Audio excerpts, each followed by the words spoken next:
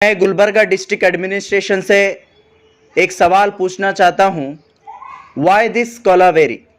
Why this Kolaveri?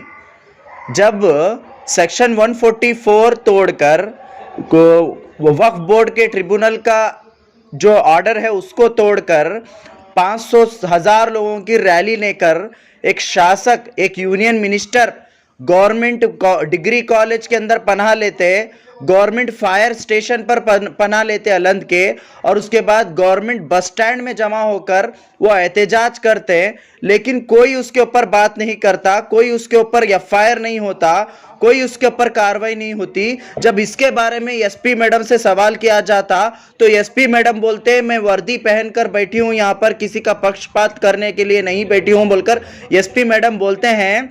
लेकिन SP madam सिर्फ उन लोगों के ऊपर सेक्शन 144 तोड़ने पर सिर्फ और सिर्फ कोर्ट में एक पिट्टी केस, एक पिट्टी कंप्लेंट दर्ज किए हैं। उसके अलावा उन लोगों के ऊपर कोई कार्रवाई नहीं करे जो गवर्नमेंट डिग्री कॉलेज में वो लोग जमा होकर वहां पर झंडों के साथ बड़ी बड़ी लाठियां लेकर खड़े हो गए थे। उनके पास पूरा प्रिपरेशन था, सब कुछ रहने के बावजूद, और ओपनली सोशल मीडिया पे वो हिंदू बनाम संगठन के नाम से वो लोग डाल रहे थे कि हम दरगाह, लाडले मशाक की दरगाह को तोड़ेंगे और वहां पर मंदिर बनाएंगे। ऐसे ऐसे स्टेटस व्हाट्सएप पे रख रहे थे जिसको कम्युनल हार्मोनी को डिस्टर्ब करने के लिए पूरे तमाम चीजें वो लोग वहां पर कर रहे थे। वो चीज एसपी मैडम को और डिस्ट्रिक्ट एडमिनिस्ट्रेशन को नहीं दिखाई दी, लेकिन अलंद के अंदर ये बोल रहे हैं कि हजारों लाठियां मिली, पत्थर मिले, सब मिले। क्या आपका इंटेलिजेंस क्या सो रहा था? क्या नींद की गोलियां लेकर सो रहा था? क्या आपको नहीं पता था कि इतना सेंसिटिव केस है बोलकर? क्या आपको नहीं मालूम था? क्या आपको नहीं पता था इसके बारे में? फिर भी आप लोग क्यों काम नहीं करे? जब आपको लकड़ियां वहां पर मौजूद थी बोलकर मालूम हुआ, जब आप वहां पर आपको मालूम पड़ा कि वहां पर पत्थर रखे गए हैं मारने के लिए, तो आप क्यों सीज नहीं करे वक्त से पहले? जब आप बोल रहे हैं कि 28 को ही बिफोर एक दिन पहले ही आपको मालूम था, आप एफआईआर भी करे थे, वो करे थे, ये करे थे, आप दो जगह दो बयानबाजी कर रहे हैं। आप एक ओहदे पर हैं, आप एक आईपीएस ऑफिसर्स हैं, आप एक आईएएस ऑफिसर हैं, आप लोगों को किस तरीके से बात करना चाहिए आपको खुद को नहीं मालूम?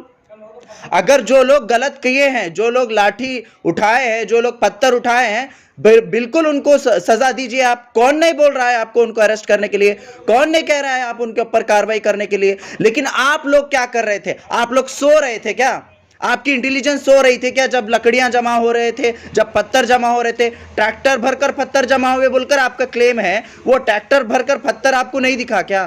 क्या आपके आंख बंद थे क्या? तो ये सबसे बड़ा सवाल है।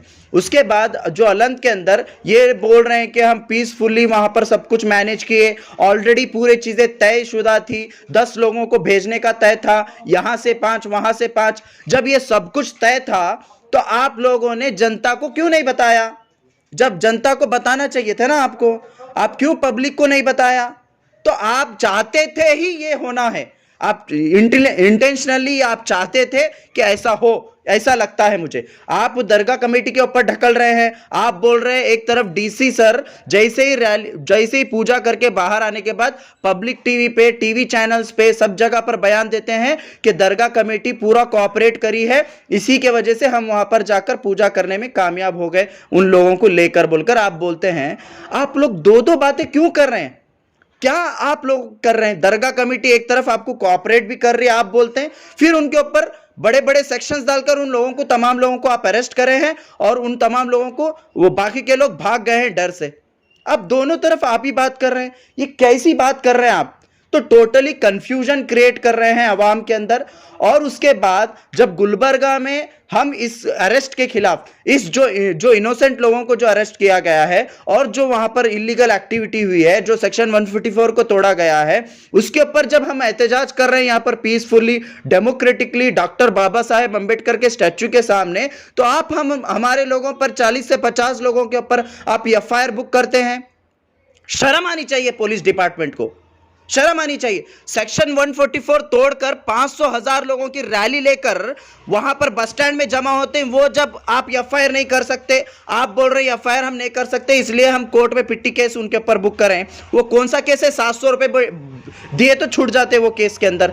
लेकिन यहां पर जो पीसफुली, जहां पर सेक्शन 144 नहीं है, कुछ भी नहीं है, पीसफुली जमा होकर एक साइड पर खड़े होकर, कोई ट्रैफिक डिस्टर्बेंस नहीं, वहां पर खड़े होकर प्रोटेस्ट कर रहे हैं, तो उनके ऊपर एफआईआर बुक करते हैं आप। तो यहां पर क्लियरली समझ में आता है कि डिस्ट्रिक्ट एडमिनिस्ट्रेशन टोटली बायास्ड होकर काम कर रहा है। तो इसी के लिए हम सरकार से डिमांड करते हैं कि इमीडिएटली इसके ऊपर फेयर एंड क्लियर इन्वेस्टिगेशन हो। हम लोग भी फैक्ट फाइंडिंग रिपोर्ट निकालेंगे और फैक्ट फाइंडिंग के साथ में एसपी और डीसी और जितने भी यूनियन मिनिस्टर और जितने भी लोगों को कटघरे में खड़ा करेंगे। हम लोग ह्यूमन राइट्स जाएंगे और women and children welfare department को जाएंगे।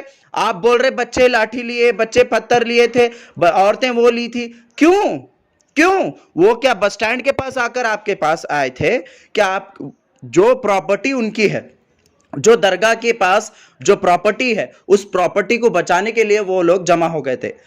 वहां पर क्या हुआ? जब स्टेटस डाल रहे हैं, जब रैली निकल कर आ रहे हैं, जब सब कुछ एकदम लोगों के दरमियान में एक नफरत और एक भय का माहौल क्रिएट किया, इनको लाठी उठाने में, इनको पत्थर उठाने में प्रोवोक क्यों किए? खुद यूनियन मिनिस्टर, खुद बीजेपी के शासक, वहां के तमाम लोगों ने प्रोवोक किया। जाहिर बात है, जो लोग अनपढ़ है, जो लोग नॉलेज नहीं रखते, वो लोग क्या करेंगे? अपने घर को बचाने के लिए कुछ ना कुछ करेंगे ना, कुछ ना कुछ करेंगे। तो आप उनके लिए क्या किया? आप लोगों ने पहले अवाम को कॉन्फिडेंस में नहीं लिया, लोगों को कॉन्फिडेंस में नहीं लिया। आप लोग समझ गए कि सिर्फ दरगाह कमेटी के चंद लोगों को लेकर या चंद जो सो कॉल्ड पॉलिटिकल पार्टीज के लीडर्स को लेकर आप समझ गए कि पूरा कॉन्फिडेंस में आ गया। क्या ऐसे आईएएस आईपीएस ऑफिसर ऐसा काम करते हैं क्या? जनता को भी आपको कॉन्फिडेंस में लेना होगा। आप लोग कब से लीडर्स के ऊपर भरोसा करना शुरू कर दिए? आप लोग कब से इन लोगों के ऊपर डिपेंडेंस होना शुरू कर दिए? वैसा है तो आप लोग अपनी वर्दी छोड़िए, अपना पोजीशन छोड़ दीजिए। सैलरी लेकर क्यों काम कर रहे हैं आप लोग इतने बड़े बड़े पोजीशंस पे? तो आप लोगों की गलती है, टोटली डिस्ट्रिक्ट एडमिनिस्ट्रेशन की गलती है इसके अंदर, पुलिस डिपार्टमेंट की गलती है इसके अंदर, और वो पॉलिटिशियन जो इसके मीटिंग्स के अंदर जो मौजूद थे, वो तमाम पॉलिटिशियंस भी इसके अंदर गुनहगार है। इसीलिए ये आम आवाम सफ़र कर रही है। मैं एसपी मैडम से और डीसी सर से यही रिक्वेस्ट करता हूँ, यही डिमांड करता हूँ, जिन लोगों को भी आपने इलीगली इनोसेंट लोगों को जो अरेस्ट किया है, उनको इमीडिएटली रिहा करें। हाँ, आपके पास वीडियोज़ हैं, आपके पास ऑडियोज हैं, जो कुछ भी हैं, आप उनके ऊपर कार्रवाई करिए।